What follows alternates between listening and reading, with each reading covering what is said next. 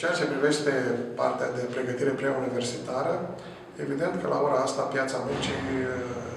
acuză o lipsă importantă de meserii primare care trebuie formate de către școală. E vorba de meseriile pentru domeniul de construcții, pentru domeniul serviciilor, pentru domeniul comerților, meserii care nu au nevoie de studii superioare. În acest sens, deja sistemul cameral a încheiat un protocol cu Ministerul Educației și Cercetării în ceea ce privește școlarizarea în sistem dual și în ceea ce privește școlarizarea profesională pe diverse tipuri de meserii. Meseriile pot fi stabilite de către Camera de Comerț ca fiind principalul reprezentant al mediului de afaceri și în același timp, în discuțiile cu inspectoratul școlar al diverselor județe, s-a luat în calcul potențialul de dezvoltare a respectivelor județe pe ramuri economice. În speță, la noi la Iași, iată, sunt disponibile foarte multe locuri de muncă în ceea ce privește domeniul de construcții, în domeniul formării, în ceea ce privește specialiștii în construcții, sudori, electricieni, instalatori, constructori de structuri, fierari, betoniști și așa mai departe, tâmplari, bulgheri, precum și în domeniul serviciilor, așa cum s-a văzut, în mod deosebit în domeniul mecanicii auto, în domeniul serviciilor acestora de tip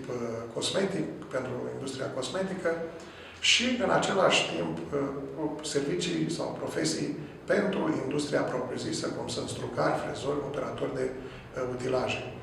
Din această perspectivă am găsit o deschidere deosebită la Inspectoratul Școlar Județean pentru a agrea împreună măsuri care să poată stimula atât părinții cât și elevii pentru a se orienta profesional spre astfel de meserii și spre acest nivel de formare profesională. Pe de o parte. Pe de altă parte, sigur că există o doză mare de cerere în piața muncii pentru absolvenți de facultate, în mod deosebit în industriile creative. Și vorbim aici de ceea ce înseamnă domeniul IT-ului, de ceea ce înseamnă domeniul programării, în diverse domenii de activitate, în domeniul telecomunicațiilor și în domeniul electronic. Nu mai puțin în domeniul confecțiilor și al construcțiilor. Aici lucrurile sunt un pic mai grele pentru că schimbarea structurii de formare profesională și a numărului de studenți la aplicațiile fără taxă este un pic mai rigidă pentru că avem de-a face cu un sistem în care se schimbă curicula sau numărul de studenți destul de greu, dar, pe de altă parte, am avut discuții cu conducerea Universităților din Iași și a rezultat foarte clar că mediul universitar trebuie să-și adapteze atât curicula, cât și numărul de studenți și ceea ce produc dumnealor, ca și absolvenți, față de nivelul și de solicitările și de tipul de solicitări din piață. Nu este un lucru ușor, dar în același timp constatăm că și tinerii, din ce în ce mai mult, se orientează spre domeniile pe care le văd bine plătite în piață. Pentru că, așa cum vedem foarte bine, tineretul la ora aceasta au posibilitatea de comunicare rapidă, ultra-rapidă, imediat află și se informează despre care domenii din piață sunt mai solicitate, acolo își depun CV-ul, acolo se gândesc să-și facă o carieră profesională și din această perspectivă cred că în următorii ani vom asista la o corecție importantă în ceea ce privește numărul absolvenților pe diversele ramuri de activitate solicitate de către mediul economic. Bună ziua, mă numesc Larisa Lucaci, sunt studenta Universității Alexandru Ioan Cuza din Iași, dar și angajată. Am 23 de ani și aș dori să încep prin a spune că găsesc problematica abordată de domnul Paul Butnariu de o mare actualitate. În primul rând, deoarece sunt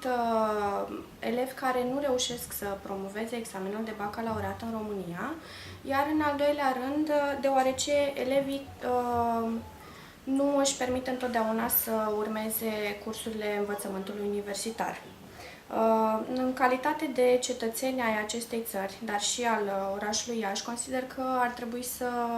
venim în sprijinul acestora pentru a-i ajuta să se integreze pe piața forței de muncă. Totodată, în calitate de cetățean, se